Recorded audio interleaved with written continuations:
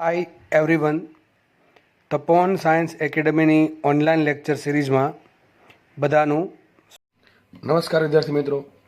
Last લેક્ચરમાં આપણે આલ્ફાક્ષય બીટાક્ષય વિશે ઉપર છેલ્લી માહિતી મેળવેલી જસ્ટ બરાબર છે, જેમાં આલ્ફાક્ષય તમને સમજાવેલું. આજે આપણે બીટાક્ષય અને ગેમાક્ષય વિશે ભણશું. જો કે ગેમાક્ષય વિશે તમારે કંઈ વધારે નોલેજ નથી મેળવવાનું, પણ બીટાક્ષયના દાખલા પૂછાય છે, આલ્ફાક્ષયના દાખલા પૂછાય છે. તો લાસ્ટ મેં તમને કીધું હતું કે જે બીટાક્ષય છે એમાં બે ટાઈપના બીટાક્ષય આવે. એક તો બીટા પ્લસ અને બીટા માઇનસ. બીટા પ્લસ એટલે તમને કીધું હતું પોઝિટ્રોન. શું કીધું તમને? બીટા પ્લસ એટલે સમજવાનું તમારે પોઝિટ્રોન.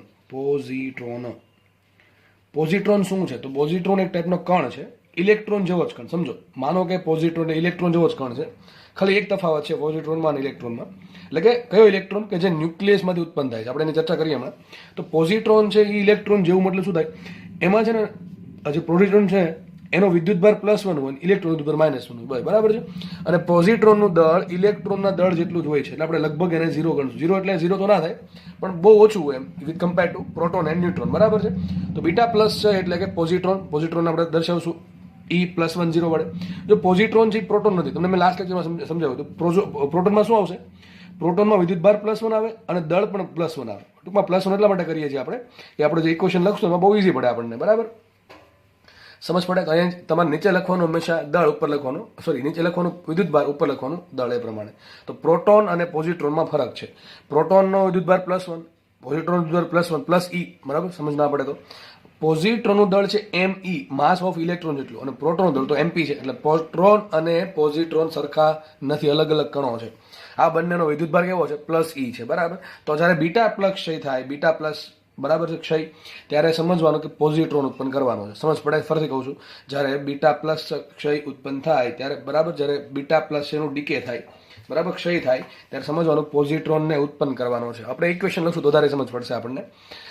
આ લખ્યું છે મેં બીટા પ્લસ એટલે E+10, આને વચ્ચે પોઝિટ્રોન, અને બીટા માઇનસ ક્ષય અને લખાય E-10. આ -1 એટલે કે ઇલેક્ટ્રોન છે. દળ લગભગ આપણે ન્યુક્લિયસ પૂરતું 0 લીધું છે, બરાબર. એટલે કે ઇલેક્ટ્રોનનો અને પોઝિટ્રોનનું દળ સરખું છે, જે પ્રોટોન અને ન્યુટ્રોનની સરખામણીમાં ઘણું ઓછું છે. એટલે આપણે એને લગભગ 0 ગણી લીધું છે. ઇઝીલી ગણતરી થાય એટલા માટે. બાકી જ્યારે તમે દળ ક્ષતિનું ઇક્વેશન લખો ત્યારે દરેકનું દળ પરફેક્ટ લઈને દાખલો ગણવો પડે, તો તમને એક્ઝેક્ટ આન્સર મળે, બરાબર. ઓકે, ચલો આપણે સ્ટાર્ટ કરીએ. તો બીટા પ્લસનું સમીકરણ શું આવશે? જો આપણે તમારે શું યાદ રાખવાનું છે? ખાલી બસ જસ્ટ એટલું, સમીકરણ લખતા આવડવું જોઈએ. તમને રકમમાં ગમે દાખલા પૂછશે, આપણે દાખલા ગણશું, એનો તમને અભ્યાસ ઓટોમેટિક આવડી જશે. અને બીજી વાત, આ ચેપ્ટરનો મોટા ભાગનો પોર્શન પતી ગયો છે. હવે જે બાકી છે, નાનકડો ભાગ બાકી છે, થિયરેટિકલ ભાગ બાકી છે, જે તમારી NCERTમાં આપેલો છે, બેઠો જ છે, બરાબર. આમાં એક થિયરી તમારે જાતે કરવાનું રહેશે. જે ન્યુક્લિયર રિએક્ટર છે અને સૂર્યમાં જે પ્રક્રિયા થાય છે એ તમારે જાતે કરવાની છે, કારણ કે થિયરિટિકલ ક્વેશ્ચન છે, તમે થિયરી ભણેલા છો, બરાબર છે. ન્યુક્લિયર રિએક્ટરની થિયરી, ખાસ એમાં કઈ ટાઈપની પ્રોસેસ છે, કયો પદાર્થ ક્યાં વપરાય છે, શું થાય છે, કેટલા ન્યુટ્રોન ઉત્પન્ન થાય છે, બરાબર છે, ને ધીમા કઈ રીતે પાડવામાં આવે છે, કયા પદાર્થની મદદ વડે ધીમા પાડવામાં આવે છે, એ આઈ થિંક તમને આવડતું હોવું જોઈએ. થિયરિટિકલ પાર્ટ છે, NCERTમાં બહુ વ્યવસ્થિત આપેલો છે, વાંચી લેવો, આરામથી આવડી જશે, બરાબર. ચલો સ્ટાર્ટ કરીએ આપણે. તો હવે આ ચેપ્ટરમાં ટૂંકમાં જે દાખલા પૂછવાના ચાન્સ છે એ અહીંથી પૂછાય છે, બરાબર. આગળ જે કરાવ્યું એમાંથી ડેફિનેટલી પૂછાશે. આગળ જે તમને ઘનતાવાળું કરાવ્યું છે, પછી બંધન ઊર્જાવાળું થિયરી કરાવી છે, પછી આખું રેડિએક્ટિવિટી કરાવ્યું છે, એમાંથી દાખલા પૂછવાનો મેક્સિમમ ચાન્સ છે. અહીંથી દાખલા આવી જશે બીટા અક્ષય અને આલ્ફા અક્ષયમાંથી, બરાબર છે. બહુ ઇઝી દાખલા. ચલો કેમિસ્ટ્રી જેમ ઇક્વેશન લખી અને જેમ ઇક્વેશનને ઇક્વિવેલન્ટ કરો છો, બે બાજુ સરખું કરો, એટલે કેમિસ્ટ્રીમાં ઇક્વેશન એવું જ કરવાનું છે જશે અહીંયા, બરાબર. તો માનો કે બીટા પ્લસ ક્ષય થયો, માનો કે કોઈ તત્વ હતું X, Z, બરાબર છે. ટૂંકમાં પરમાણુ ક્રમાંક Z હોય અને પરમાણુ ભાર A હોય એવું કોઈ X તત્વ હતું. એમાંથી બીટા પ્લસ ક્ષય થયો. બીટા પ્લસ ક્ષય થયો મતલબ શું થાય? કે એમાંથી પોઝિટ્રોન ઉત્પન્ન થશે, બરાબર. ધારો કે એક પોઝિટ્રોન ઉત્પન્ન થાય છે, એવું કંઈ જરૂર નથી કે એક જ ઉત્પન્ન થાય, પણ માનો કે એક પોઝિટ્રોન ઉત્પન્ન, આપણે ઇક્વેશન લખવું છે જસ્ટ ખાલી. તો પોઝિટ્રોન લખતા તમને આવડવું છે, બસ અહીં લખવું છું પોઝિટ્રોન તરીકે. માનો કે તો પોઝિટ્રોન વિદ્યુતભાર કેટલો હોય? +1. દળ કયું લઈશું આપણે? 0. બસ આ લખાઈ ગયું. હવે યાદ રાખજો, જ્યારે પોઝિટ્રોન ઉત્પન્ન થાય ત્યારે ન્યુટ્રિનો ઉત્પન્ન થાય. પોઝિટ્રોન ઉત્પન્ન થાય ત્યારે ન્યુટ્રિનો ઉત્પન્ન થાય. જ્યારે બીટા માઇનસ એટલે કે ઇલેક્ટ્રોન ઉત્પન્ન થાય ત્યારે એન્ટી ન્યુટ્રિનો ઉત્પન્ન થાય, બરાબર કે નહીં? હવે ક્વેશ્ચન થાય, સર ન્યુટ્રિનો અને એન્ટી ન્યુટ્રિનો શું છે? તો ભાઈ બહુ હલકા કણો છે, પણ એની વિભેદન શક્તિ બહુ ખતરનાક છે. સૂર્યમાંથી જે પ્રકાશ આવે છે એમાંથી કરોડો, એમ તો અબજોની સંખ્યામાં એન્ટી ન્યુટ્રિનો હોય. માનો કે તમે સૂર્યપ્રકાશમાં ઊભા છો તો તમારા શરીરમાંથી 1 સેકન્ડમાં કરોડોની તો કે અબજોની સંખ્યામાં એન્ટી ન્યુટ્રિનો પસાર થઈ જાય. એને ઓળખવા બહુ અઘરા છે, બરાબર છે. હમણાં ભારતમાં લગભગ 2 વર્ષ પહેલા ન્યૂઝ હતા કે આપણું જે સધન પાર્ટ છે બરાબર, કે જ્યાં દક્ષિણ ભારત ટૂંકમાં, એમાં જે નીલગિરીની પહાડીઓ છે ત્યાં એક આપણે ન્યુટ્રિનોની રિસર્ચ લેબોરેટરી ચાલુ કરવાની હતી. ન્યુટ્રિનોની રિસર્ચ લેબોરેટરી ચાલુ કરવાની હતી, બરાબર છે. અને કદાચ ચાલુ થયું હોય કે નહીં હવે ખબર નહીં, એવા ન્યૂઝ શરૂઆતમાં 2 વર્ષ પહેલા હતા કે ભાઈ આવું કંઈક ભારત છે એ આ પ્રમાણે કંઈક પરાક્રમ કરવા જઈ રહ્યું છે, બરાબર. તો આ જે ન્યુટ્રિનો છે, એન્ટી ન્યુટ્રિનો છે, એ તો ઇલેક્ટ્રોન કરતાં હલકા છે, ઇલેક્ટ્રોન કરતાં પણ ઓછા વજનદાર છે, અને એની વિભેદન શક્તિ ખતરનાક. વિભેદન શક્તિ એટલે શું થાય? એક વસ્તુમાંથી પસાર થવાની શક્તિ, બરાબર. વિભેદન શક્તિ એટલે કે એક વસ્તુમાંથી પસાર થવાની શક્તિ. કારણ કે દિવાલ છે તો દિવાલમાંથી સાઉન્ડ પસાર થઈ શકે, પ્રકાશ પસાર થઈ શકે, કે કોઈ બોલ છે બોલ પસાર થઈ શકશે. તો આ પસાર થઈ શકવાની શક્તિ જેની હોય ને એને વિભેદન શક્તિ કહેવાય. જેમ કે મનુષ્યનું શરીર અથવા પૃથ્વી ગણો ને, પૃથ્વી તો સૂર્યમાંથી પ્રકાશ આવે છે, સૂર્ય સામે પૃથ્વી બહુ નાની છે, બરાબર છે. તો સૂર્યમાંથી જે ન્યુટ્રિનો એન્ટી ન્યુટ્રિનો સૂર્યના પ્રકાશમાં જે હશે એ કરોડોની સંખ્યાના પૃથ્વીમાંથી પસાર થાય છે, બરાબર છે. તો આ ન્યુટ્રિનો એન્ટી ન્યુટ્રિનો છે, આપણે બહુ એના વિશે ડિટેલમાં ચર્ચા કરવા થતી નથી, કારણ કે સિલેબસમાં નથી. જે લોકો આગળ અભ્યાસ કરશે ફિઝિક્સમાં અથવા કોઈ રિલેવન્ટ ફિલ્ડમાં, બરાબર છે, એને આની જોડે ડીલ કરવાનું થશે, ન્યુટ્રિનો અને એન્ટી ન્યુટ્રિનો જોડે. તો તમારે જस्ट એટલું યાદ રાખવાનું છે કે જ્યારે પોઝિટ્રોન ઉત્પન્ન થાય ત્યારે જોડે જોડે ફ્રીમાં લખી જ નાખવાનું શું? ન્યુટ્રિનો. અને જ્યારે ઇલેક્ટ્રોન ઉત્પન્ન થશે આપણે કરશું ત્યારે શું આવશે? એન્ટી ન્યુટ્રિનો આવશે, બરાબર છે. ઓકે, ચલો આગળ વધીએ. તો આપણે બસ જસ્ટ વાયનું લખવાનું છે. એન્ટી ન્યુટ્રિનો ન્યુટ્રિનોનું કંઈ દળક આપણે ગણશું નહીં, વિદ્યુત ભાર ગણશું નહીં, મેં કીધું, કારણ કે ઇલેક્ટ્રોન કરતાં હલકા છે, પોઝિટ્રોન કરતાં ઘણા હલકા છે, બરાબર છે. એટલે એના માટે આપણે કંઈ લખશું નહીં. વધુ શું મારી પાસે વાય, તો જો વાય માટે શું લખશું? જો ઉપર અહીંયા એ છે, અહીંયા એ થવું જોઈએ આ સાઈડ, તો અહીંયા કેટલું આવશે? અહીં 0 છે, ડેફિનેટલી એ જ આવશે. દેખાય કે અહીં એ છે તો એ પ્લસ 0 એ જ થાય. અહીંયા +1 આવે, સિમ્પલ વાત છે, Z-1 આવે. શું આવે? Z-1. કંઈ Z છે તો આ બાજુ બધું થઈને ભેગું થઈને Z થવું જોઈએ. તો Z-1 +1 શું આવશે? Z. મતલબ કે અહીંયા આપણને ખબર પડી કે જ્યારે બીટા પ્લસ ક્ષય ઉત્પન્ન થાય, બીટા પ્લસ ક્ષય ઉત્પન્ન થાય ત્યારે શું થાય? પરમાણુ ક્રમાંક ઘટે કે વધે છે? જો ઘટે છે. જે નવું તત્વ બનશે, નવો તત્વ માટે પરમાણુ ક્રમાંક 1 ઘટે. તો Z1 ઘટે ક્યારે? બીટા પ્લસ ક્ષયમાં. અને એ છે એમાં શું થાય? કંઈ ફેરફાર ના થાય. જો કંઈ ફેરફાર ન થાય, કંઈ ફેરફાર ન થાય. સમજ પડી ગઈ? તો આગળ વધીએ આપણે. તો આ તમારો બીટા પ્લસ છે, તો બીટા માઇનસ ક્ષય. બીટા માઇનસ ક્ષય એટલે કે ઇલેક્ટ્રોનનું ઉત્પન્ન થવું, ઇલેક્ટ્રોનનું ઉત્પન્ન થવું, બરાબર. બીટા માઇનસ એટલે ઇલેક્ટ્રોન. પણ આ ઇલેક્ટ્રોન અલગ ઇલેક્ટ્રોન છે, જે તમે આપણે સમજીએ ને કે કક્ષામાં ભ્રમણ કરતો એ ઇલેક્ટ્રોન નથી. આ કયો ઇલેક્ટ્રોન છે? આ એવો ઇલેક્ટ્રોન છે કે જે ન્યુક્લિયસમાંથી ઉત્પન્ન થયો. ઘણાના મનમાં ગળામાં વાત ના ઉતર્યા. કેમ?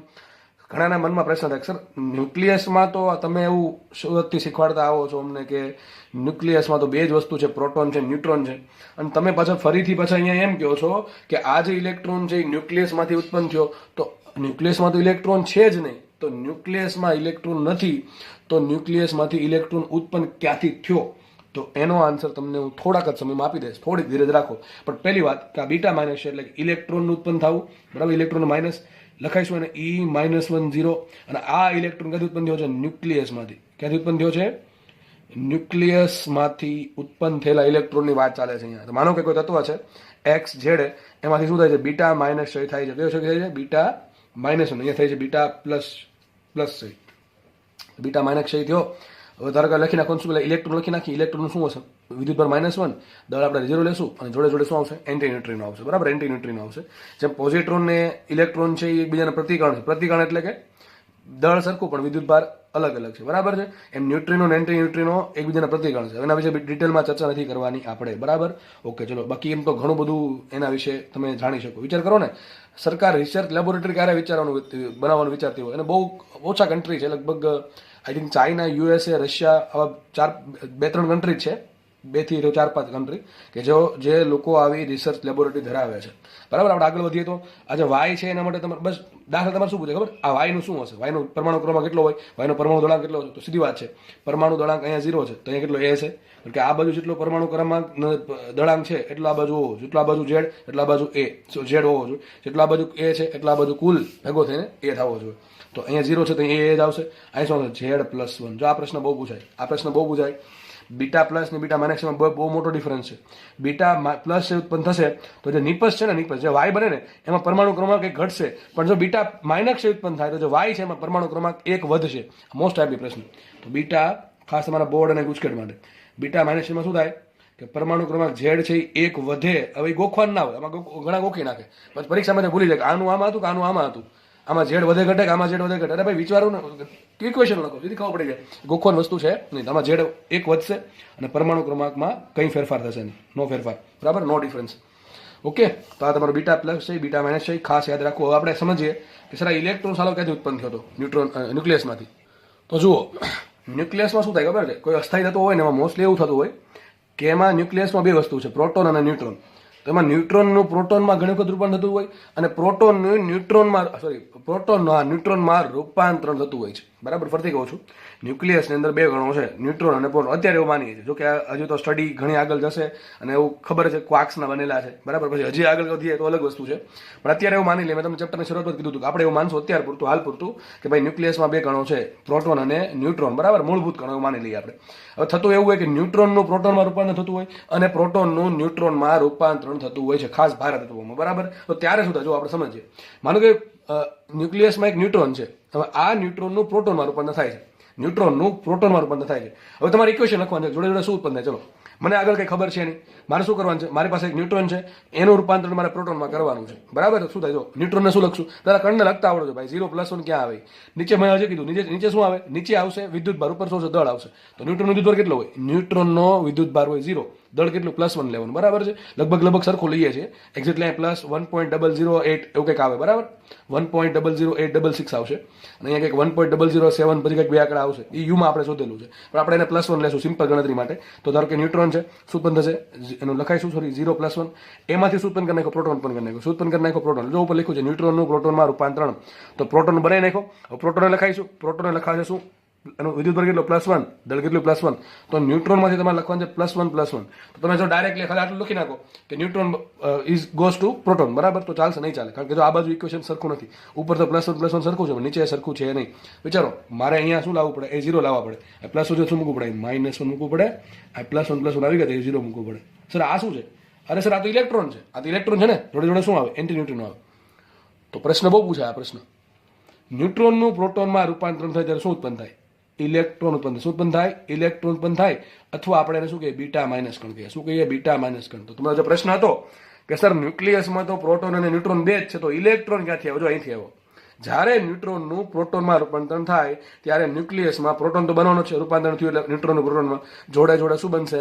ઇલેક્ટ્રોન. એટલે કે આપણે એને કહીએ બીટા માઇનસ કણ. જો આ ઇલેક્ટ્રોન આપણે એટલા માટે કહેતા કારણ કે આ ઇલેક્ટ્રોન કન્ફ્યુઝ કરે આપણને. કોની જોડે? તે કક્ષામાં ભ્રમણ કરે ને એ ઇલેક્ટ્રોન સાથે.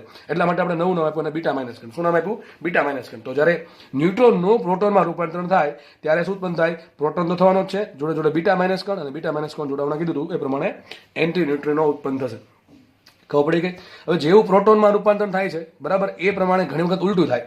પ્રોટોનનું ન્યુટ્રોનમાં રૂપાંતર થતું હોય. શું થતું હોય? પ્રોટોનનું ન્યુટ્રોનમાં રૂપાંતરણ થતું હોય છે. ચલો, તો મારી પાસે પ્રોટોન છે, પ્રોટોન લખાઈશું +1, બરાબર. આગળ વધીએ, ન્યુટ્રોન ઉત્પન્ન કરી નાખો. ન્યુટ્રોન શું કહે? 0+1. હવે સર અહીંયા શું ઉત્પન્ન કરું? કંઈ નહીં, ઇક્વેશન સરખાવવું પડે. અહીંયા +1, અહીંયા +1 આવી ગયું, 0 લખવું પડશે ડેફિનેટલી. આ તમે પ્લસ કે માઇનસ કે ગમે લખશો તો ઇક્વેશન અનબેલેન્સ થશે, બરાબર છે. તો બેલેન્સ કરવા માટે +1 0 મૂકવું પડશે, બરાબર છે.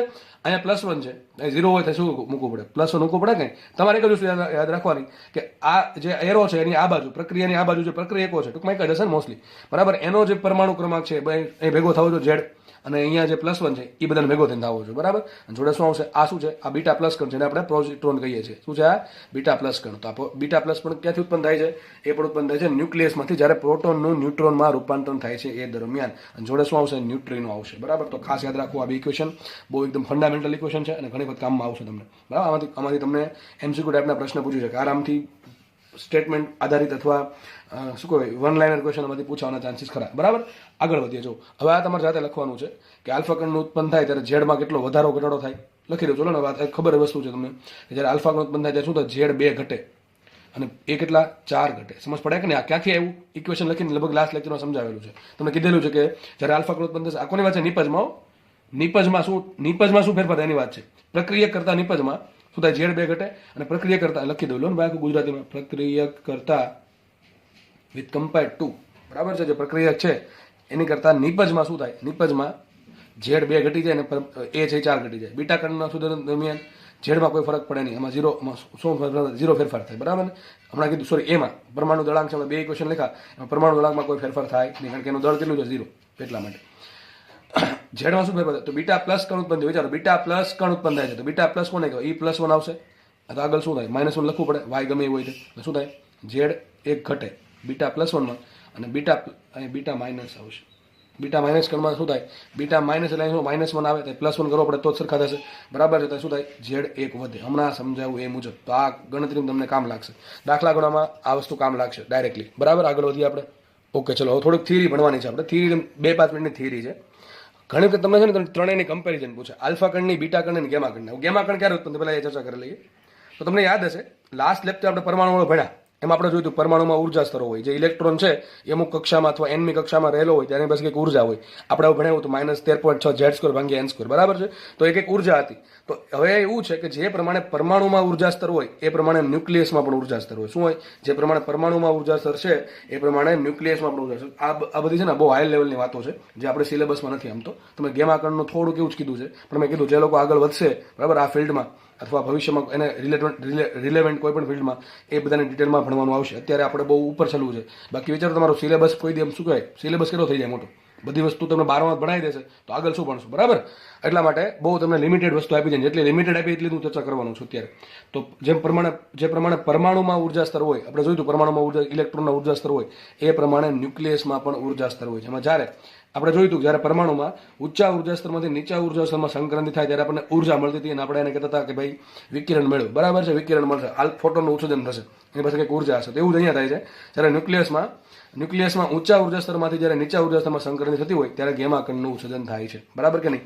તો જે પ્રમાણે પરમાણુમાં ઉર્જા સ્તર છે એ પ્રમાણે ન્યુક્લિયસમાં છે. ન્યુક્લિયસમાં જેમ ઊંચા ઉર્જા સ્તરમાંથી નીચા ઉર્જા સ્તરમાં સંક્રાંતિ થશે ત્યારે ગેમા કણનું ઉત્સર્જન થશે. એમ બીજી એક વસ્તુ છે ગેમા કણના ઉત્સર્જન માટે મોટાભાગે થાય છે અહીંયા સમજો. મને કોઈ તત્વ એક્સ છે, એક્સ છે બહુ અસ્થાયી છે, બહુ ભારે તત્વ, બહુ અસ્થાયી છે.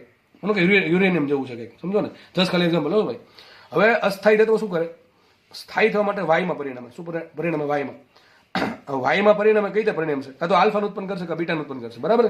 બે વસ્તુ કરવાની છે. આનું દળ એ ઘટાડવાનો છે, એ ઘટશે અને જોડે જોડે ઝેડમાં પણ ફેરફાર થાય, બરાબર? એટલા માટે આલ્ફા બીટા કણનું ઉત્સર્જન થશે. તો મને કે વાય બન્યું. હવે માનો કે એવું થાય છે કે આલ્ફા અને બીટા કણના ઉત્સર્જન થવાથી વાય જે બને છે, પણ વાય પણ પોતે અસ્થાયી છે. કેવું છે? અસ્થાયી છે.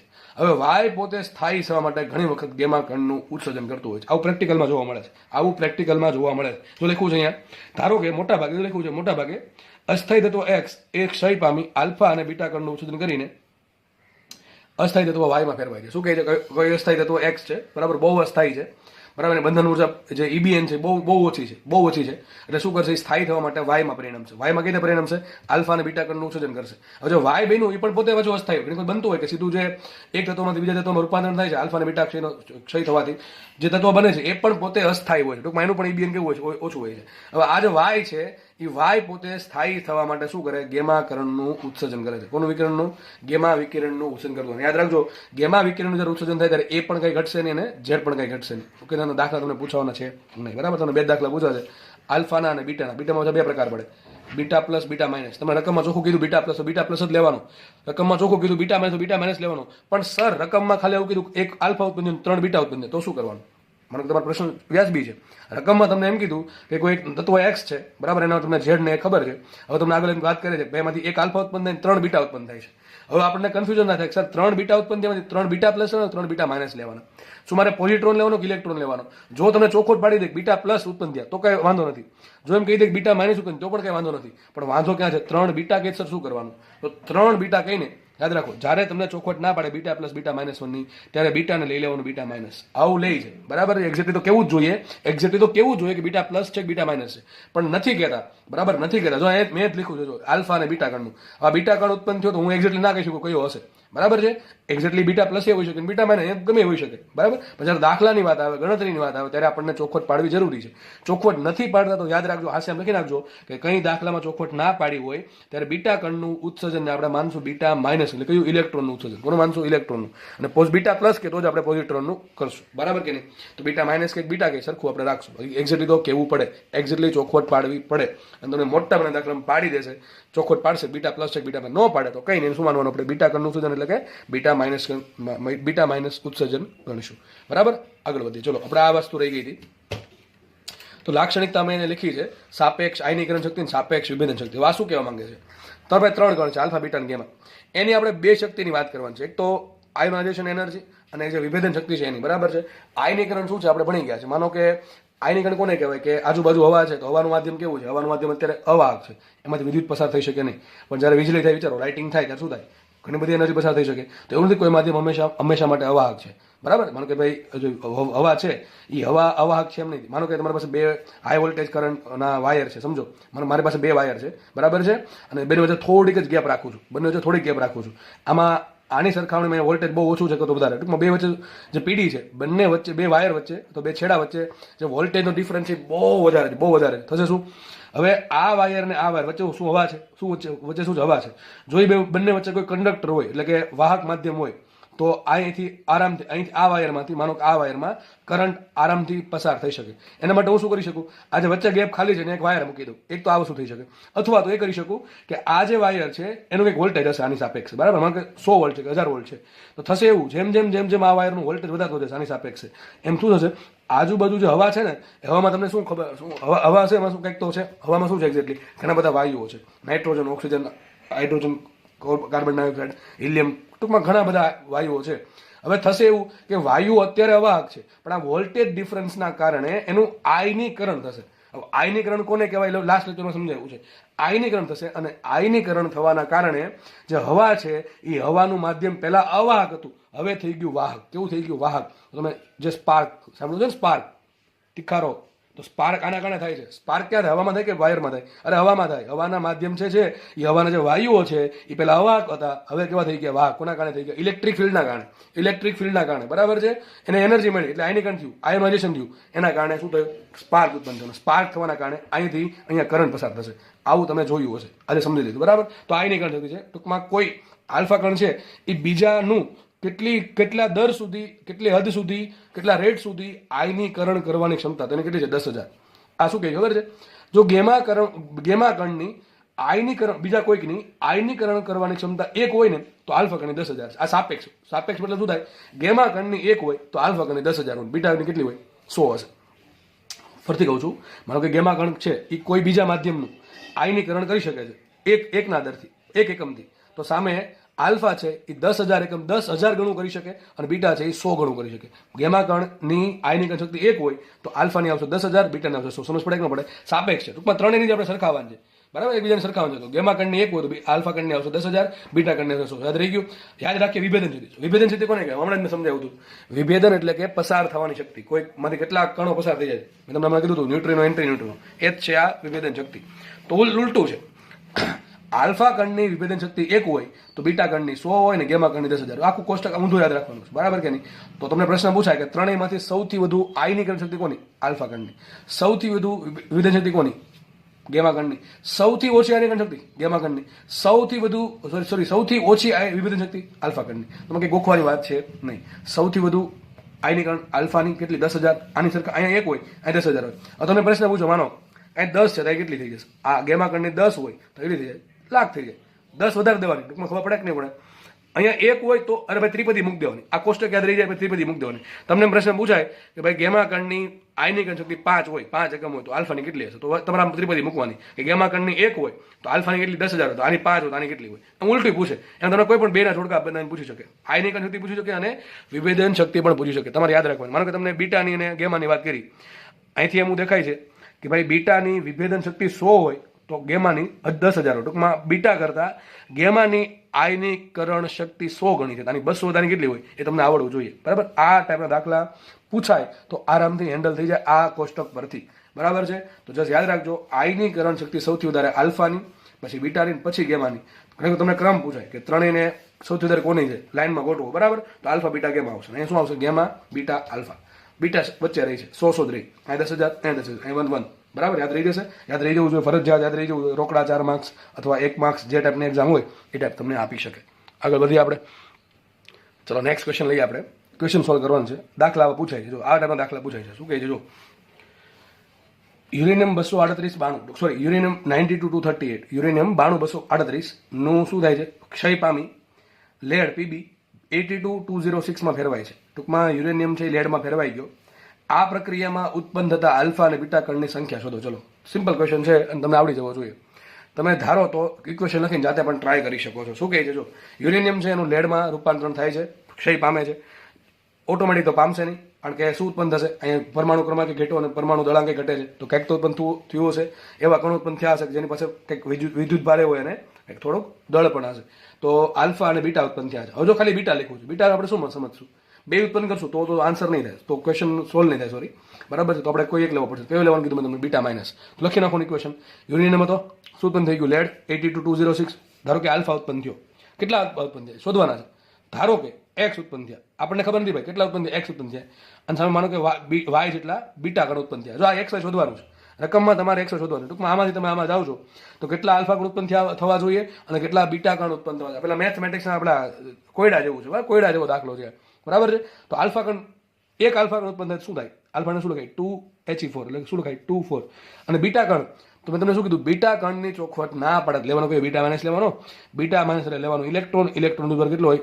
ઇલેક્ટ્રોનનું દર હોય -1, દળ કેટલું હોય? 0 લેવાનું. કેટલું લેવાનું? 0. તો બસ થઈ ગયું. પ્લસ કંઈક ઉર્જા ઉત્પન્ન થઈ હશે. આપણે એમાં કોઈ અત્યારે ઇન્ટરેસ્ટ નથી દાખલો સોલ્વ કરવા માટે. બાકી હકીકત તો આપણે ઇન્ટરેસ્ટ એમાં કેટલી ઉર્જા ઉત્પન્ન થાય છે, બરાબર. ન્યુક્લિયર રિએક્ટરમાં એ તો કામ થાય છે બધું. તો ચલો આપણે આગળ વધીએ. તો આપણે એક્સ વાય શોધવા કરવાનું શું? કંઈ વાંધો નહીં સર, કંઈ છે નહીં કરવાનું. મારી પાસે બે વેરિયેબલ છે, મારે એક્સ શોધવાનું છે, મારે વાય શોધવાનું છે. શું શોધવાનું છે? મારે એક્સ શોધવાનું છે, મારે વાય શોધવાનું છે.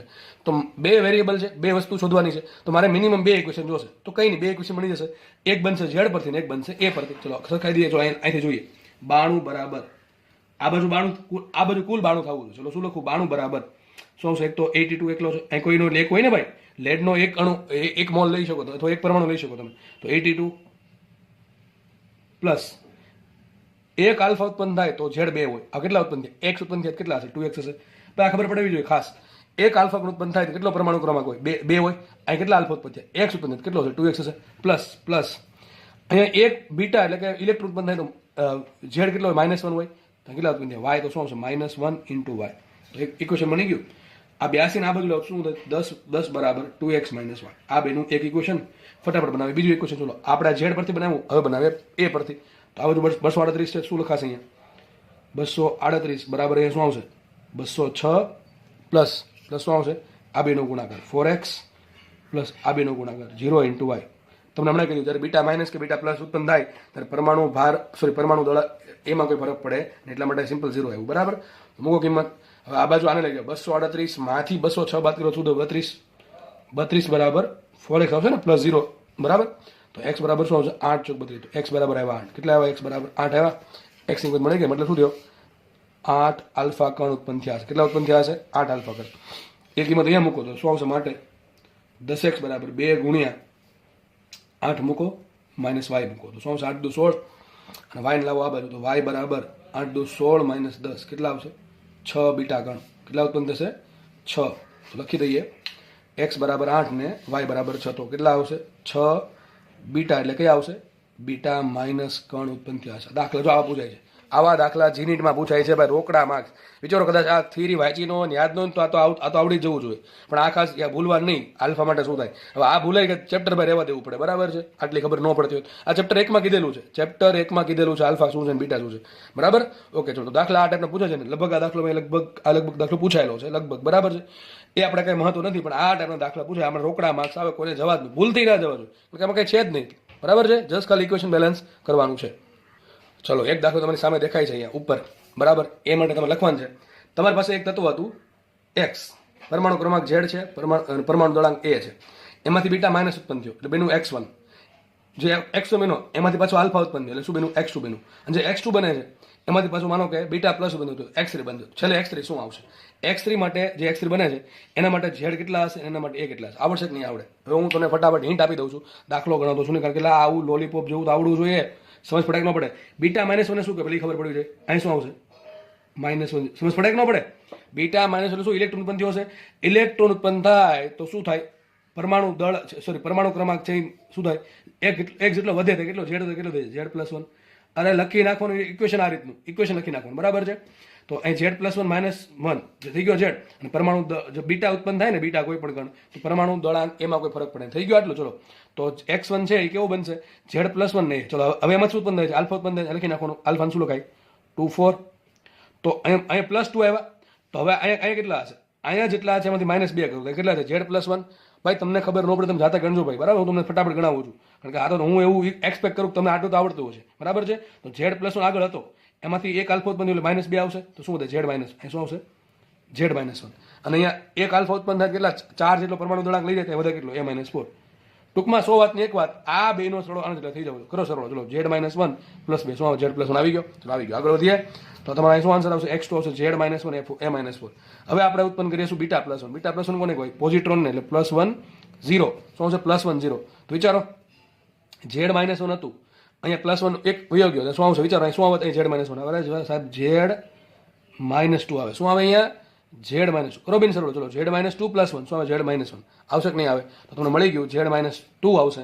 અહીંયા શું આવશે? A-4. તો તમારો આન્સર શું આવશે? x3 શું હશે? x3 Z minus 2 A-4 x2 શું હશે? આમાં તમને જાતે આપવો તો પણ મેં જ ગણી દીધો છે. A-4 અને x1 શું આવે? Z plus 1. હવે તમે આવું કરી દે. ચલો એક દાખલો ગણો જાતે. આ દાખલો બેઠો ગણજો આખો. નવો ઇક્વેશન આવો છે. ચલો દાખલો જાતે ગણજો. બરાબર છે. શું છે? x z છે, એમાંથી 2 બીટા માઇનસ કણ ઉત્પન્ન થાય છે તો x1 બને છે. જે x1 બન્યો એમાંથી 3 આલ્ફા કણ ઉત્પન્ન થયા તો x2 બને છે. જે x2 બને છે એમાંથી 4 બીટા પ્લસ કણ ઉત્પન્ન થયા તો x3 બને. તો તમારે ત્રણેય માટે લખવાનું છે. દાખલો હોમવર્કમાં. બરાબર છે. હોમવર્કમાં દાખલો છે. નેક્સ્ટ ક્વેશ્ચન છે. ચલો આગળ વધીએ ફટાફટ. શું કહે છે? z બરાબર 92 અને a બરાબર છે 238. z બરાબર 92 અને a ઇઝ ઇક્વલ ટુ 238. બરાબર છે. ટૂંકમાં કોની વાત કરે? યુરેનિયમની વાત કરે છે. આપણે જરૂર છે. આગળ વધીએ. દ્વારા ઉત્સર્જિત થતા કણોની શ્રેણી. આ જે યુરેનિયમ છે એમાંથી આટલા કણો ઉત્પન્ન થાય છે. પહેલા કયું ઉત્પન્ન થયું? આલ્ફા. પછી પાછું ઉત્પન્ન થયું આલ્ફા. પછી ઉત્પન્ન થયું β-1. પછી ઉત્પન્ન થયું β-1. પછી ઉત્પન્ન થયું આલ્ફા. ફરી પાછો આલ્ફા. ફરી પાછો આલ્ફા. ફરી પાછો આલ્ફા. પછી β-1 β-1 પછી પાછો આલ્ફા. પછી બીટા પ્લસ પછી આલ્ફા. ઉત્પન્ન થતા હોય તો પરિણામી ન્યુક્લિયસ માટે Z અને A શોધવાનું છે. ચલો ઘણા કેસ કેટલો મોટો દાખલો છે. આમ ગણવા જઈએ કેટલી વાર લાગે? અરે એમ ગણવાનું જ નહીં. તો સર કેમ ગણવાનું? કુલ કેટલા ઉત્પન્ન થયા આલ્ફા ગણી લો. ચલો પેલા કોણ હતું? યુરેનિયમ 92 238. બરાબર. પેલા લખીને આટલું પહેલા હતું. ધારો કે Y બને છે. કોણ બને છે? Y બને છે. Y બને આપણે શોધવાનું છે એના માટે Z ને. આગળ વધીએ. કેટલા આલ્ફા ઉત્પન્ન થયા? તો 1 2 3 4 5 6 7 ને 8. 8 આલ્ફા ઉત્પન્ન થયા. તો શું લખશું આપણે? 8 આલ્ફા ઉત્પન્ન થયા. એક આલ્ફા માટે કેટલું હોય? 2 4. કેટલું હોય? 2 4. પ્લસ આગળ વધીએ. બીટા માઇનસ ગણી નાખીએ. કેટલા બીટા માઇનસ ઉત્પન્ન થયા? 1 2 3 અને 4. 4 જેટલા બીટા માઇનસ. તો બીટા માઇનસ લખશું. બીટા માઇનસ શું લખાય? -1 0. ખબર ન પડે બીટા માઇનસ લખી નાખવાનું ઇલેક્ટ્રોન. બરાબર છે. -1 0. 4 ઉત્પન્ન થયા છે આ. અને પ્લસ શું આવશે? બીટા પ્લસ કણ. શું આવશે? બીટા પ્લસ ને. બીટા પ્લસ થાય પોઝિટ્રોન. તો +1 0. કેટલા ઉત્પન્ન થાય છે? 1 ને 2. 2 ઉત્પન્ન થયા બીટા પ્લસ. લખતા આવડશે કે નહીં આવડે? બરાબર. આપણે પેલા ઇક્વેશન લખી નાખ્યું. હવે તમારે જસ્ટ શું કરવાનું છે? બેલેન્સ કરવાનું છે.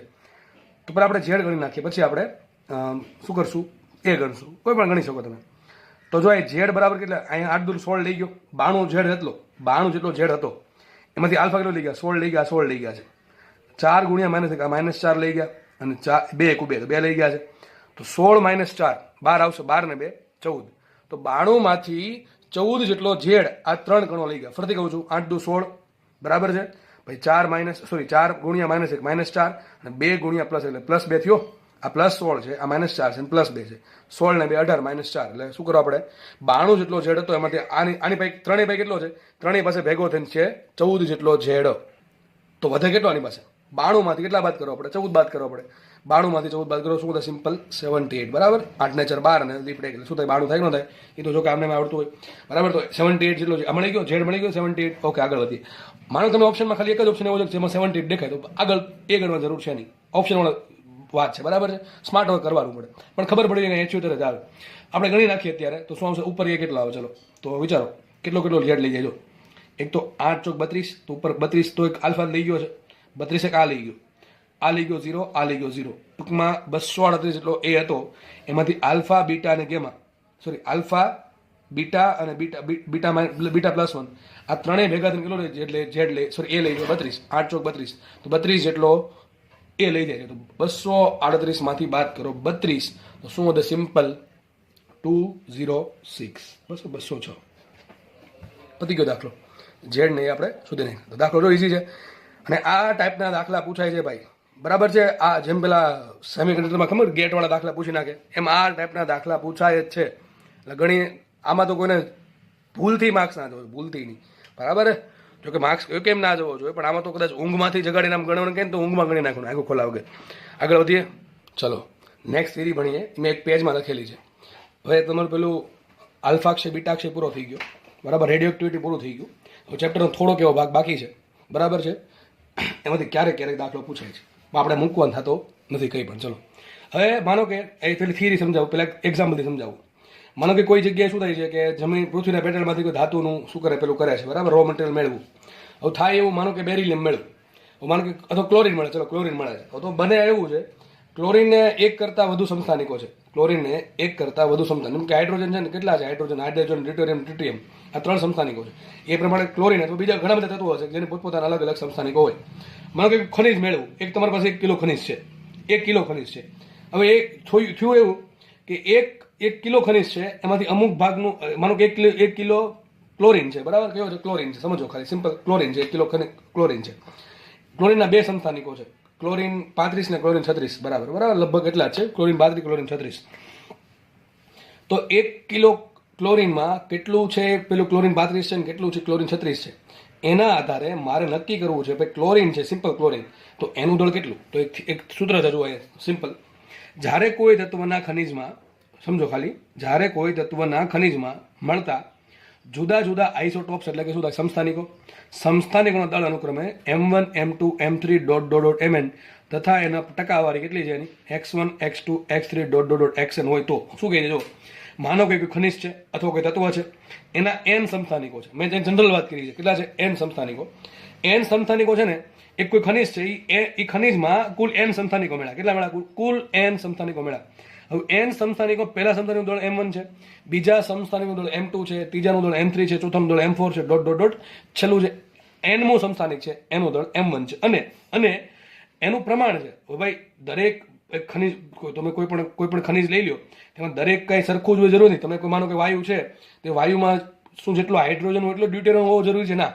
એટલો ટ્રિટિયમ હોવો જરૂરી છે? ના. અલગ અલગ માત્રામાં હોઈ શકે. તેની જે માત્રા છે એનું તમને પ્રતિશત પ્રમાણ આપ્યું છે, x1 x2, મતલબ કે m1 દળનો જે સમસ્થાનિક છે એનું પ્રમાણ એ ખનિજમાં x1% છે, બીજા m2 જે દળનો સમસ્થાનિક છે એનું પ્રમાણ x2% છે, ત્રીજો જે m3 દળનું સમસ્થાનિક છે એનું ટકાવારી કેટલી છે? x3, છેલ્લાની છે xn.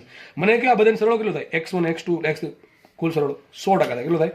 100%, બરાબર કે નહીં? પેલું 10% છે, બીજું 20% છે, ત્રીજું 30% છે, ચોથું મળે કે ના મળે? આરામથી મળે, 4 હોય તો કુલ સરવાળો છે 100%, બરાબર છે. તો હવે વાત કરીએ, સર મારી પાસે અલગ અલગ સમસ્થાનિકો છે, બરાબર, માનો કે ક્લોરિનના અલગ અલગ સમસ્થાનિકો છે, અલગ અલગ દળ છે, અલગ અલગ માત્રા, તો મારે સમજવું છે ક્લોરિન કેટલા ગ્રામ છે. તો એમ માનીશ કે ખનિજના નમૂનાનું, એટલે કે તત્વમાં જે તત્વ છે અથવા ખનિજનો જે નમૂનો છે એનું સમતુલ્ય દળ કેટલો આવશે? તો m બરાબર, જસ્ટ સૂત્ર ખાલી યાદ રાખવાનું, બીજું કાંઈ છે નહીં આમાં ભાઈ. m બરાબર શું આવશે? m1 x1 plus m2 x2 plus m3 x3 dot dot dot mn xn છેદમાં 100%. તમારે શું કરવાનું? એનું દળ ગુણ્યા ટકાવારી પ્લસ બીજું દળ ગુણ્યા ટકાવારી, ત્રીજા માટે દળ ગુણ્યા ટકાવારી, જેટલા બી આપ્યા બધા માટે શું કરવાનું? દળ ગુણ્યા ટકાવારી. ઉપર ટકા છે, નીચે ટકા વડે ભાંગવા પડે તો દળ મળે. ઉપર શું છે? દળ ગુણ્યા ટકા. ઉપર છે દળ ગુણ્યા ટકા, નીચે આ બાજુ મેળવવાનું છે દળ, તો શું કરવું? સીધી વાત છે, 100% વડે ભાંગી નાખીએ તો શું મળે? આને મને મળે m મળે. આને હકીકત શું કહેવાય ખબર છે? આને કહેવાય દળ ભારિત સરેરાશ, બરાબર છે, વેઇટેડ એવરેજ. શું કહેવાય આને? Weighted average. કેટલા ટકાવારી છે ને કેટલું દળ છે એના આધારે વેઇટેડ એવરેજ કહેવાય. શું કહેવાય? Exactly weighted average. ટૂંકમાં દરેકનું કંઈક આપણે વેઇટેજ રાખેલું છે. ઓકે, તો તમને એમ મળશે. એક દાખલો ગણી નાખીએ ફટાફટ, જો કે તમારે જ ગણવાનો છે, હું તમને જસ્ટ હિન્ટ આપી દઈશ, બાકી તમારે દાખલો ગણવાનો છે. માનો કે ક્વેશ્ચન આવો છે, બોરોનના 2 આઇસોટોપ છે, બોરોનના 2 સમસ્થાનિક છે, એક બોરોન 510 અને બોરોન 511, બરાબર. જો કે આ દાખલા પૂછવાનો ચાન્સ ઓછા છે, પણ આવું પૂછી શકે, આવું, બરાબર, સિમ્પલ ક્વેશ્ચન પૂછી શકે કે જેમાં તમારે ગણતરી વગર ફટાફટ આન્સર આવતો હોય. એવું નહીં કીધું કે નહીં પૂછાય, પણ તમને બહુ ઇઝી પૂછશે, એટલે ગણતરી ઓછી આવશે એવું પૂછે, કેલ્સીની જરૂર નહીં પડે એવું પૂછે, તમને ખબર છે, બરાબર છે. પણ તમારી સમજણ માટે દાખલો મેં લીધો છે, જો કે એનસીઆરટીનો બોર્ડનો દાખલો છે, બરાબર.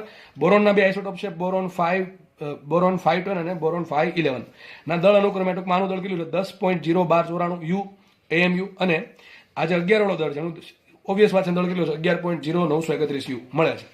હવે આ બેનું ભેગું કરીને જે બોરોનનું દળ મળે છે ને, બે હકીકત ભેગા જ છે, બરાબર, કે ખનિજ છે, એમાં બોરોન B10 છે અને બોરોન B11 છે.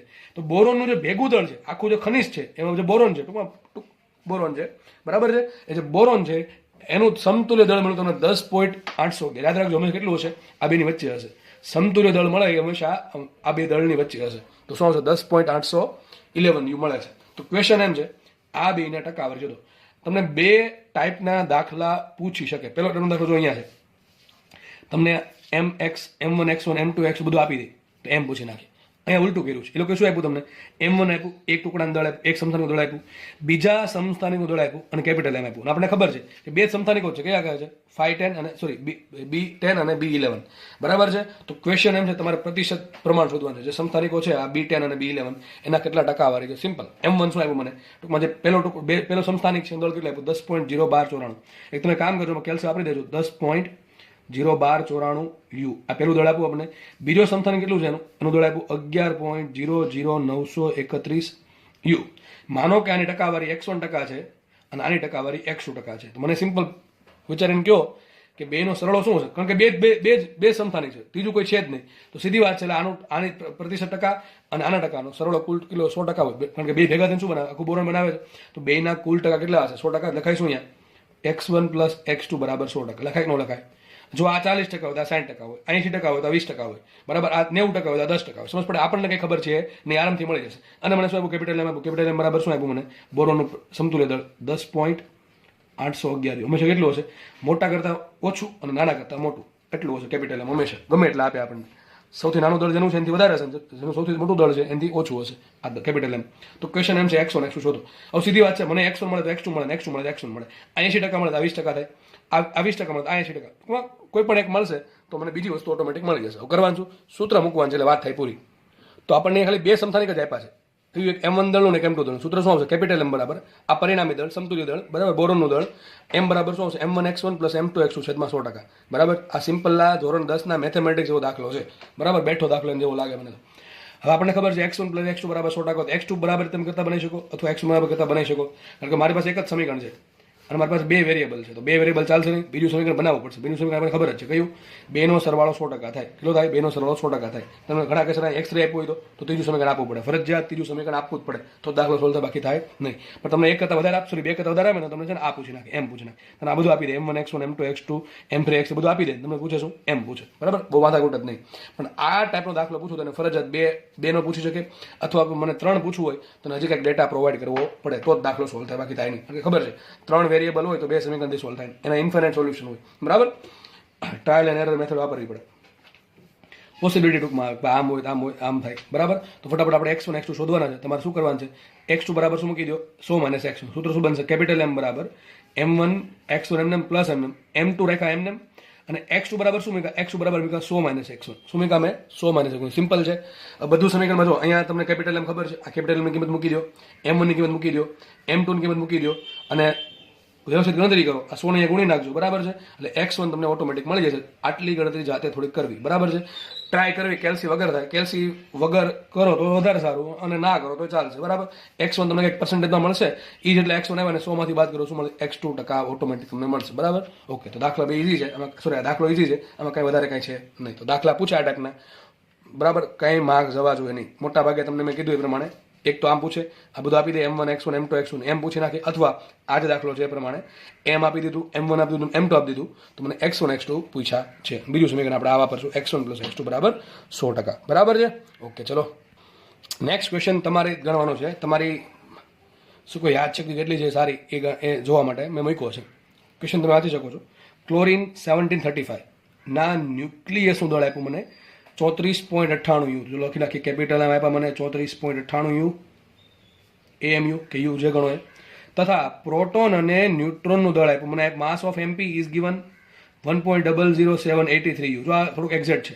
અને MN mass of neutron is given 1.00866 you. આટલું મને આપેલું છે. તો ક્વેશ્ચન એમ છે ન્યુક્લિયસ માટે EBN શોધો.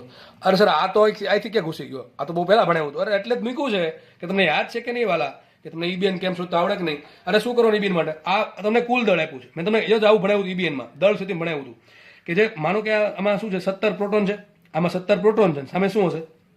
35 - 17 18 થાય ને. 18 ન્યુટ્રોન છે. 17 પ્રોટોન 18 ન્યુટ્રોન છે. તો 17 પ્રોટોન 18 ન્યુટ્રોન અલગ અલગ કરી નાખો. એનું ભેગું દળ કરશો ને તો હંમેશા ન્યુક્લિયસના દળથી વધારે આવશે.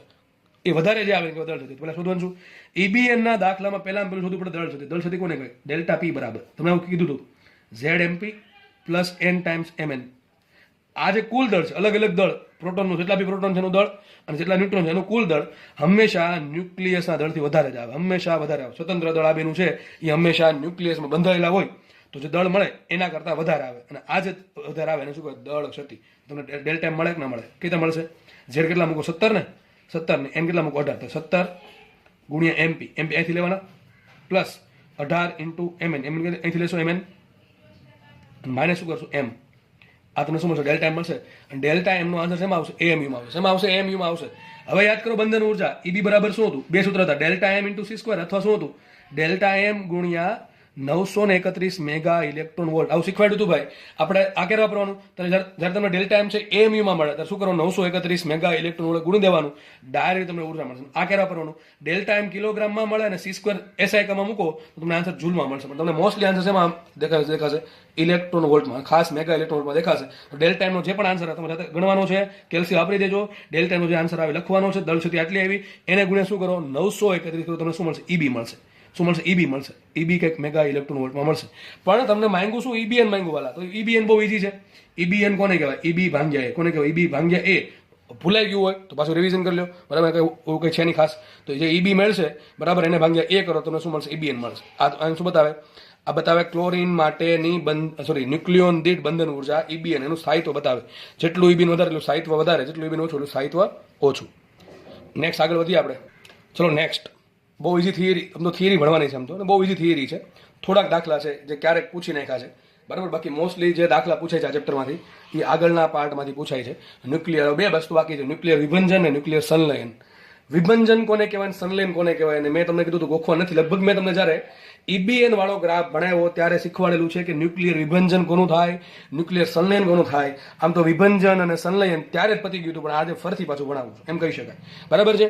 તો તમને ગ્રાફ ભણાવ્યો હતો ઈબીએન નો, યાદ કરો શું હતો ગ્રાફ? તમને બધાને યાદ હશે કે આટરનો ગ્રાફ હતો, બરાબર છે. આટરનો ગ્રાફ ભણાવ્યો હતો તમને. આ કોનો ગ્રાફ છે? તો લખવું ના જોઈએ પણ તમને લખી દઉં છું. ઈબીએન વર્સિસ છે. તમને જાતે ખબર પડી જાય કોનો ગ્રાફ છે, જોઈને ખબર પડી જાય કે ઈબીએન વર્સિસ એનો ગ્રાફ છે. એમાં તમને કીધું હતું જેટલું ઈબીએન વધારે એટલું તત્વ સ્થાયી વધારે. આપણે કંઈક ભાગ પડ્યા હતા 30 થી 170, બરાબર છે. આ તત્વો કેવા હતા? સ્થાયી હતા. કારણ શું? ઈબીએન વધારે છે, એનું ઈબીએન વધારે છે બીજા બધા કરતા. આ તત્વો છે એનું ઈબીએન ઓછું એટલે અસ્થાયી છે. આ તત્વો માટે ઈબીએન ઓછું એટલે અસ્થાયી છે.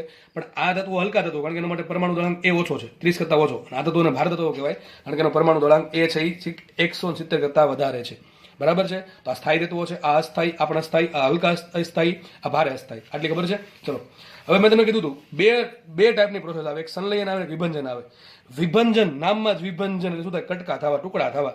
અને સંલયન એટલે ભેગું થવું. તો હવે આપણે વિચારવાનું એ છે કે કોનું સંલયન થાય ને કોનું વિભંજન થાય, બરાબર. ચલો વિચારીએ. તો આપણને ખબર છે કટકા કોના થઈ શકે? જે ઓલરેડી નાનો છે ને શું કટકા થવાના? જે મોટા તત્વો છે, ભારે તત્વો, એનું શું થાય? ન્યુક્લિયર વિભંજન થાય. તો ભારે તત્વો, માનો કે કોઈ ભારે તત્વો છે, ભારે તત્વો કેમ છે? કારણ કે એના માટે એ કેટલો ઘણો વધારે છે, અને એ ઘણો વધારે છે આપણે ખબર છે પેલો ગ્રાફ પરથી કે તત્વો કેવા છે? અસ્થાયી તત્વો. અસ્થાયી શું કામ છે? એનું ઈબીએન ઘણું ઓછું છે. બધું લખી દીધું છે મેં. જો ભારે તત્વો શું કામ છે? એનો પરમાણુ ક્રમાંક, પરમાણુ દળાંક એ વધારે છે, એ વધારે છે એટલે ખબર છે એનું ઈબીએન કેવું ઓછું, એટલે આપણે કેવું તત્વ? અસ્થાયી હોય. આ ભારે તત્વ છે, મેં તમને કીધું છે ભારે તત્વ છે એ સ્થાયિત્વ મેળવવા માટે ન્યુક્લિયર વિભંજનની પ્રોસેસ કરે. ભારે તત્વ સ્થાયિત્વ મેળવવા માટે ન્યુક્લિયર વિભંજનની પ્રોસેસની મદદ વડે શું કરશે? ભંગાણ થશે, અને ટુકડા થઈ જશે. ટુકડા થઈને શું બને? વિચારો, ટુકડા થઈ જાય, યુરેનિયમના ટુકડા થાય તો બરાબર, એનો પરમાણુ ક્રમાંક દળાંક કેટલો છે? 238 છે. અને ટુકડા થાય તો શું બને? નાના નાના તત્વો બનશે. અને એ તત્વો કેવા થશે? હલકા. હલકા એટલે એવા નહીં 30 કરતા ઓછા, પણ એવા તત્વો હશે કે આની કમ્પેરિઝનમાં હલકા. ભારે અને હલકા એટલે કે આ જેટલા ભારે છે એની કમ્પેરિઝનમાં આ હલકા છે. આ પેલા હલકાની વાત કરતો હતો 30 કરતા ઓછા, એની વાત કરતો નથી. તો આ જે હલકા તત્વો બનશે, જેમ કે આ ભાગમાં જો આ ભાર તત્વો હતા એ કટકા થઈને શું બનશે? આ ભાગમાં આવશે, આ ભાગમાં. સમજ પડે છે? આ ભાગમાં હલકા તત્વો બનશે. ટૂંકમાં આની કમ્પેરિઝનમાં તત્વો કેવા હશે? હલકા તત્વો. જો તત્વો લીખું છે, ભાર તત્વો આવશે, સોરી, ભારે તત્વ છે, તત્વ એક જ તત્વ હશે, એ ન્યુક્લિયર વિભંજન પામીને હલકા તત્વોમાં પરિણમશે અને જોડે જોડે કંઈક ઉર્જા આપશે, કંઈક જોડે જોડે ઉર્જા આપશે. આ હલકા તત્વો છે એનું એ વધારે છે, સોરી એ ઓછું છે, એનું સ્થાયી તત્વ છે અને ઈબીએન વધારે છે એટલા માટે, બરાબર. અને આ જે પ્રક્રિયા થાય ન્યુક્લિયર વિભંજનની કુદરતમાં એ આપમેળે થતી હોય. ઘણાના મનમાં જે પ્રક્રિયા આપમેળે ક્યારે થઈ શકે? તો બે લાઈન તમારે યાદ રાખવાની છે. તમને મેં કીધું હતું આની પછી એક દળ હશે અને નિપજ પછી એક દળ હશે. આ થઈ ગયું પ્રક્રિયકનું દળ અને આ થઈ ગયું નિપજનું દળ. તમને મેં કીધું હતું જેટલું દળ વધારે એટલી ઉર્જા વધારે. તો શરૂઆતમાં જેટલું દળ વધારે એટલું એની પાસે ઈ બરાબર mc સ્ક્વેર ઉર્જા વધારે. આની પછી એક દળ છે તેની પાસે ઈ બરાબર mc સ્ક્વેર ઉર્જા હશે. હવે આ બાજુ ઉર્જા માનો કે 50 જૂલ છે, આ બાજુ ઉર્જા 50 જૂલ, સમજો ખાલી. આ બાજુ 30 જૂલ આવી, 20 જૂલ ક્યાં ગઈ? 20 જૂલ ઉર્જા મળશે અમુકની, ખબર પડે? તો ઉર્જા ક્યારે ઉત્પન્ન થાય? પ્રક્રિયા ઉર્જા ક્યારે ઉત્પન્ન કરશે? બરાબર છે. પ્રક્રિયા ઉર્જા ક્યારે ઉત્પન્ન થાય અથવા જ્યારે પ્રક્રિયા ક્યારે આપમેળે થાય, યાદ રાખો, જ્યારે પ્રક્રિયા ઉર્જા ઉત્પન્ન કરતી હોય ને તો જ પ્રક્રિયા આપમેળે થતી હોય. અને પ્રક્રિયા આપમેળે ક્યારે થાય કે પ્રક્રિયા ઉર્જા ક્યારે ઉત્પન્ન, યાદ કરો, જ્યારે ભારે તત્વ જે પ્રક્રિયકો છે એનું દળ નિપજના દળ કરતા વધારે હોય ત્યારે જ પ્રક્રિયા આપમેળે થાય. જો લખ્યું છે જે પ્રક્રિયામાં, ખાસ યાદ રાખજો, ગોલ્ડન પોઈન્ટ છે આ, જે પ્રક્રિયામાં પ્રક્રિયકનું દળ નિપજના દળ કરતા વધુ હશે, એટલે કે દળ ક્ષતિ ધન મળે. દળ ક્ષતિ કોને કહેવાય? પ્રક્રિયકનું દળ માઇનસ નિપજનું દળ. આ પ્રક્રિયકનું દળ છે, માઇનસ નિપજનું દળ કરો તો શું મળે તમને? દળ ક્ષતિ મળે. અને ભારે તત્વનું દળ વધારે હોય, પ્રક્રિયકનું દળ વધારે હોય, અને હલકા તત્વ પ્રક્રિયકનું દળ વધારે હોય, નિપજનું દળ ઓછું હોય, તો વિચારો બાદબાકી કરો શું આન્સર આવે? બાદબાકી કરશો દળની તો ધન આન્સર આવે. તો દળ ક્ષતિ કેવી મળે? ધન મળે. તો પ્રક્રિયકના દળ કરતા નિપજનું દળ ઓછું હોય અથવા પ્રક્રિયકનું દળ વધારે હોય તો દળ ક્ષતિ ધન આવશે, અને દળ ક્ષતિ ધન આવશે તો ઉર્જા મળશે. કેટલી ઉર્જા મળે? તો સિમ્પલ વસ્તુ છે, ડેલ્ટા MC સ્ક્વેર. તો પ્રક્રિયકનું દળ લેવાનું, માઇનસ શું કરો? નિપજનું દળ કરવાનું. આ થઈ ગઈ દળ ક્ષતિ, ઇન્ટુ શું કરો? સી સ્ક્વેર કરો. મને શેમાં આન્સર આવે? જૂલમાં આન્સર આવે. આ બે કિલોમાં લેવા પડે. અથવા આપણે સિમ્પલ આ વાપરશું સૂત્ર કે ભાઈ પ્રક્રિયકનું દળ છે એમાંથી નિપજનું દળ બાદ કરી દઉં. માનો કે આ બંને AM યુમાં આપેલા, તો યુમાં આપેલા છે, તો મને કંઈક દળ ક્ષતિ મળશે ડેલ્ટા M યુમાં, ઇન્ટુ શું કરી દઉં? 931 મેગા ઇલેક્ટ્રોન વોલ્ટ. તો મને શું મળશે? ઉર્જા મળી. આ ઉર્જા કેટલી હશે? આટલી હશે સર, આટલી હશે. આટલી કેટલી? પ્રક્રિયકનું દળ માઇનસ નિપજનું દળ, એ બેની બાદબાકીથી શું મળશે તમને? મળશે તમને દળ ક્ષતિ, ઇન્ટુ શું કરો? 931 મેગા ઇલેક્ટ્રોન વોલ્ટ. આ બંને શેમાં હોવા જોઈએ? આ આન્સર તમારો AM યુમાં અથવા સિમ્પલ આપણે એને યુ વડે દર્શાવીએ તો યુમાં હોવો જોઈએ. બરાબર છે.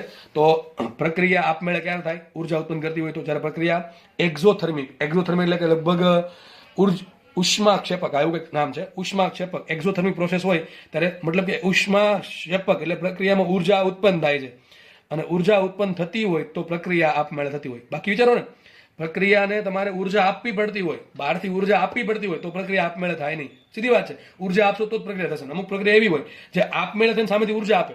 બરાબર, જેને આપણે સાદી ભાષામાં ઉષ્માક્ષેપક પ્રક્રિયા અથવા ઇંગ્લિશમાં કહેવાય એક્ઝોથર્મિક રિએક્શન કહેવાય. બરાબર છે. તો આ પ્રક્રિયા આપમેળે થાય છે. ખાસ યાદ રાખજો, જે પ્રક્રિયામાં પ્રક્રિયાનું દળ નિપજના દળ કરતા વધારે હોય એટલે દળ સુધી ધન બને એ પ્રક્રિયા આપમેળે થાય. બીજી એક લાઈન, બીજી મહત્વની લાઈન, મોસ્ટ MP તમને એક ઇક્વેશન આપી દેશે. અને નક્કી કરવાનું કે પ્રક્રિયા આપમેળે થશે કે નહીં. જોઈને ખબર કેમ પડે? એક વસ્તુ જો, આ ભાર તત્વો હતા, બેના હલકા તત્વો, મોટા ભાગે પ્રક્રિયા કેવી આપમેળે હોય? મોટા ભાગની પ્રક્રિયા આપમેળે હોય. બરાબર છે. હવે ભારે તત્વ માટે EBN કેટલું હતું? ઓછું હતું, વધારે? ઓછું હતું એટલે 10 થાય છે, એટલે તે વિભજન પામે છે. અને જે હલકા તત્વો બને એના માટે EBN કેવું છે? વધારે છે. આને પરથી એક મહત્વની વસ્તુ એ ખબર પડી કે પ્રક્રિયકનું EBN છે એ નિપજ કરતા ઓછું હોય. જો આ પ્રક્રિયક છે એનું EBN ઓછું છે નિપજ કરતા, તો પ્રક્રિયા આપમેળે થાય. ફરીથી કહું છું, જ્યારે પ્રક્રિયકનું EBN જે પેલું શું કહેવાય નિપજ છે એના EBN કરતા પ્રક્રિયકનું EBN ઓછું હોય તો પ્રક્રિયા આપમેળે થાય. અથવા નિપજનું EBN, જો EBN કહું છું, EBN જો પ્રક્રિયકનું EBN નિપજનું EBN પ્રક્રિયકના EBN કરતા વધારે હોય, અથવા એનાથી ઉલટું પ્રક્રિયકનું EBN નિપજના EBN કરતા ઓછું હોય ત્યારે પ્રક્રિયા આપમેળે થાય. સીધું લખ્યું છે, જે પ્રક્રિયામાં નિપજનું EBN પ્રક્રિયક કરતા વધારે હોય ત્યારે પ્રક્રિયા આપમેળે થશે. તો નિપજનું EBN તમારે જોવાનું અને પ્રક્રિયકનું EBN જોવાનું. જો વધારે હોય નિપજનું તો પ્રક્રિયા ઓટોમેટિકલી આપમેળે થશે. બરાબર, પ્રક્રિયા આપમેળે થશે અને પ્રક્રિયા ઉર્જા મળશે, ઉર્જાનું ઉત્સર્જન કરશે, અને આને કહેવાય ઉષ્માક્ષેપક અથવા એક્ઝોથર્મિક રિએક્શન. તો આ ખાસ બધું છે, ગોલ્ડન પોઈન્ટ છે ભાઈ. એક પેજમાં ઘણું બધું સમજાવી દીધું. બરાબર છે. તો ખાસ યાદ રાખવાનું છે. તમને પેલો ગ્રાફ સમજાવી દઉં ફટાફટ. જો આ ગ્રાફ શું કહેતો હતો આપણે સમજીએ. માનો કે મારી પાસે કોઈ તત્વ ભારે તત્વ A છે, તમને ઘણી બધામાં છે ને આ ગ્રાફ આપી દે અને પ્રક્રિયા લખવાનું કે. બરાબર છે. તો ભારે તત્વ A છે એ શું કરે? ભારે તત્વ A છે એ સ્થાયિત્વ મેળવવા માટે 2 કે તેથી વધારે હલકા તત્વોમાં વિભાજન પામશે. બરાબર છે. કારણ કે વિચારો, આટલું બધું મોટું ન્યુક્લિયસ હોય એનો, એ એટલો બધો મોટો હોય, એક તત્વ તો બનશે નહીં, 2 બને. કેટલા બને? 2 બને. આ તો શું કહેવાય? આથી સિક્વન્શિયલ પ્રોસેસ હોય. એક પ્રોસેસ ના હોય. આ ઘણા વર્ષો સુધી ચાલતી પ્રોસેસ હોય. સિક્વન્શિયલ, એકમાંથી બીજું બન્યું, બીજામાં ત્રીજું બને, એવું બના કરે. સ્થાયિત્વ મળે ત્યાં સુધી. બરાબર છે. ત્યાં સુધી ઘણો વર્ષોનો સમય વીતી ગયો હોય. તો માનો કે કોઈ ભાર તત્વ A છે, એને સ્થાયિત્વ મેળવવું છે તો આમ તો જઈ શકે નહીં, આમ જ આવવું પડશે. હવે આમ આવવું પડે શું? હલકું થવું. હલકું ક્યારે થાય? હલકું થવું મતલબ કે ભંગાણ થવું. ભંગાણ થવું એટલે એમ તો ના કહી શકે ભંગાણ થયું, મતલબ કે એમ કહેશું આપણે ન્યુક્લિયર વિભંજન થયું. તો આને કહેવાય ન્યુક્લિયર વિભંજન. તો મારી પાસે ભારે તત્વ A હતું. શું હતું? ભારે તત્વ A હતું. માં ક્યાં ગોખવાની જરૂર છે? ભારે તત્વ A હતું, એની EBN કેવી છે? EBN ઓછી છે. EBN ઓછી છે કેવું છે? અસ્થાયી છે.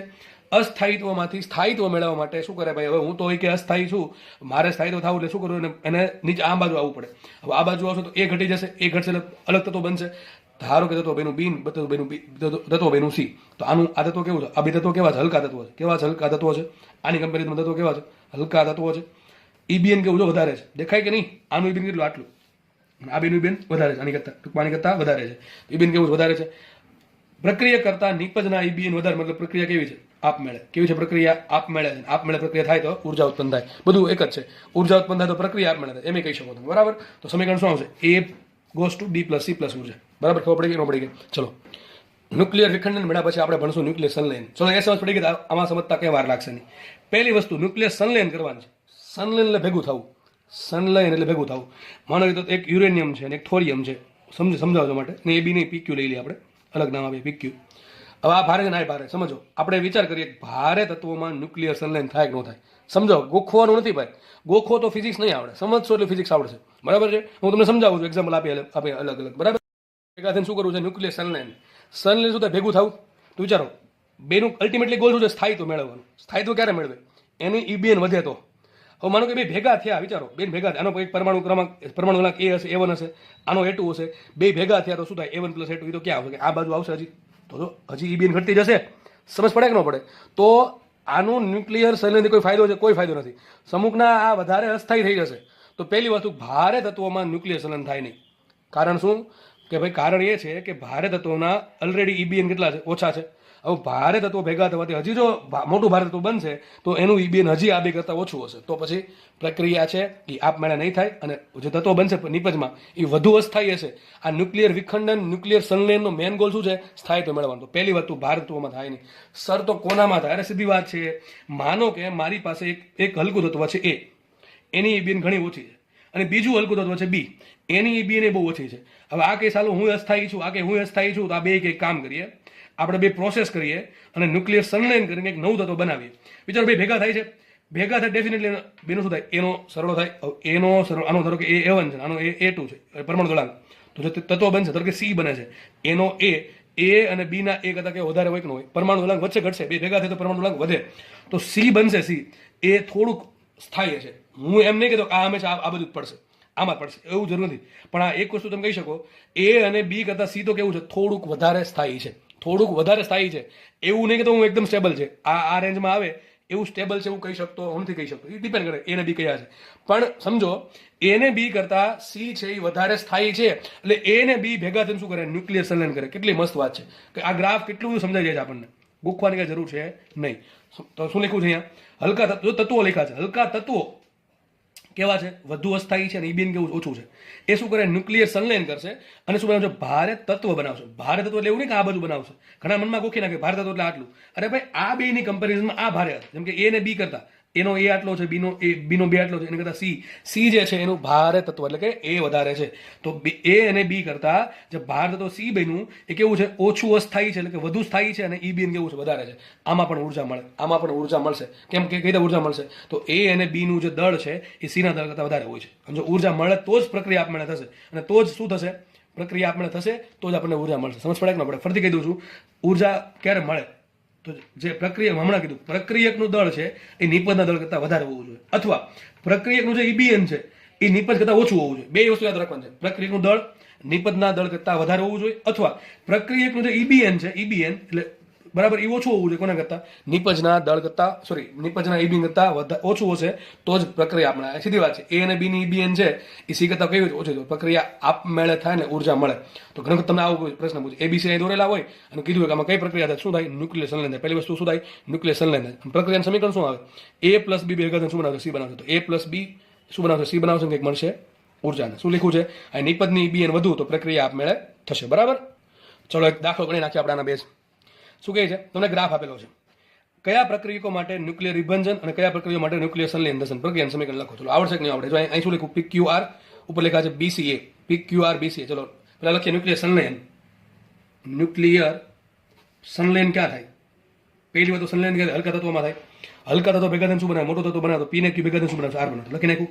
P plus Q goes to R. પતી ગયું. વિભંજન ક્યાં થાય? વિભંજન ટુકડા થવા. કોના ટુકડા થાય? ભારે તત્વના. કયું છે? A ટુકડા થઈને શું બનાવે? હલકા તત્વ બનાવે તો શું બનાવશે? A ના ટુકડા થઈને શું બનશે? B plus. આમાં કંઈક ઉર્જા મળશે.